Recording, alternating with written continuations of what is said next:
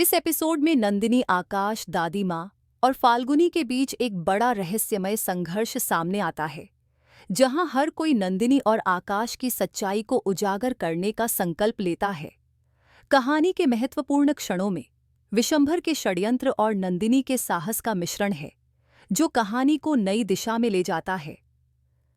जन्माष्टमी के अवसर पर दादी माँ घर की सजावट करवाती हैं, लेकिन उनका मन चिंता से भरा हुआ है। वे नंदिनी से कहती हैं कि जीवन में न जाने कब पासा पलट जाए। नंदिनी में उम्मीद की किरणें जागती हैं और वह भगवान कृष्ण से प्रार्थना करती है कि आकाश की बेगुनाही साबित हो जाए।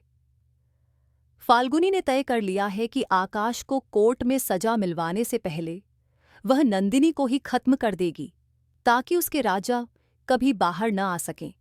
वह जन्माष्टमी के उत्सव का फायदा उठाते हुए नंदिनी पर हमला करने की योजना बनाती है, लेकिन नंदिनी की हिम्मत और भगवान कृष्ण के आशीर्वाद से उसे एक गुप्त संदेश मिलता है कि आकाश की निर्दोषता साबित करने का सबूत मटकी में छुपा हुआ है। नंदिनी इस संदेश को पाकर फिर से अपनी योजना को लागू करने में जुट जाती है। विशंभर का असली मकसद सामने आता है, जिसमें यह खुलासा होता है कि उसने सुमित्रा से अपने एकतरफा प्रेम का बदला लेने के लिए यह सारा षड्यंत्र रचा था।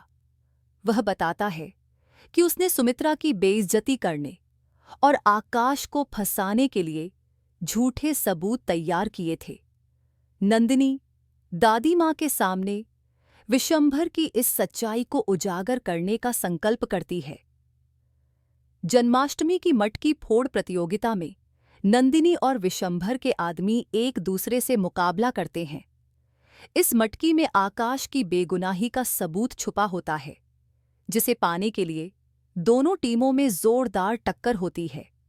अंततः नंदिनी भगवान कृष्ण का नाम लेकर मटकी फोड़ देती है और आकाश को निर्दोष साबित करने के लिए आवश्यक सबूत प्राप्त कर लेती है। विशंभर के काले कारनामों का पर्दाफाश होने के बाद अम्मा जी को भी अपनी गलतियों का एहसास होता है। उन्होंने अपने पति की गलत हरकतों में उसका साथ दिया था, लेकिन अब उनकी आंखें खुल जाती हैं। नंदिनी उन्हें समझाती है कि उनका बुराई का साथ देना भी पाप था और अब भगवान उनकी सच्चाई को सबके सामने ला रहे हैं। अम्मा जी को भी इस बात का एहसास होता है कि उनके पापों का घड़ा भर चुका है। दादी माँ के कहने पर नंदिनी पुलिस को बुलाती है और विशंभर को गिरफ्तार करवाने का बंदोबस्त करती है। वह अम्मा जी से कहती है कि भगवान ने उनके परिवार को न्याय दिलाने के लिए इस दिन को चुना है। विशंभर को उसकी साजिशों की सजा मिलती है और नंदिनी आकाश को निर्दोष साबित करके घर वापस लाती है। यह एपिसोड नंदिनी के साहस और उसके भगवान पर विश्वास की एक प्रेरणादायक कहानी है। नंदिनी का धैर्य और उसकी हिम्मत ने उसे और आकाश को जीत दिलाई, और फाल्गुनी और विशंभर की साजिशें धरी की धरी रह गईं। जन्माष्टमी के इस पावन पर्व पर नंदिनी और आकाश का मिलन और विशंभर की हार भगवान कृष्ण की न्याय की अवधारणा को दर्शाता है।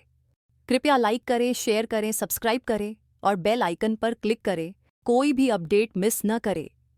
धन्यवाद।